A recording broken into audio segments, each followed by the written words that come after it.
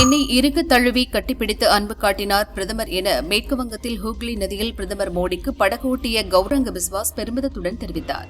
திமுக அரசின் மீது மக்களுக்கு உள்ள கோபத்தின் வெளிப்பாடுதான் இந்த தேர்தலில் விறுவிறு என அதிகளவில் ஓட்டுப்பதிவு நடந்ததற்கான காரணம் என எல் முருகன் தெரிவித்துள்ளார். அமைச்சர் கீதா ஜீவன் ஓட்டுக்காக கொடுத்த பணம் தூத்துக்குடி மாவட்ட கடற்கரை பகுதியில் முறையாக பட்டுவாடா செய்யப்படவில்லை.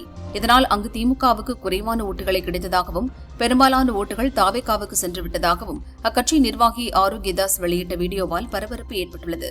கோயில்களில் பாரம்பரிய வழிபாட்டு முறைகளில் நீதிமன்றம் தலையிட முடியாது.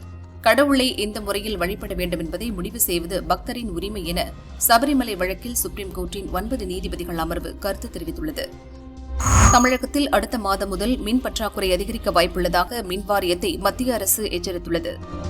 அமெரிக்கா அனுமதிக்காக காத்திருக்கிறோம். மின் நிலையங்களை தாக்கி ஈரானை மீண்டும் கற்காலத்துக்கு அனுப்புவோம் என இஸ்ரேல் தெரிவித்துள்ளது.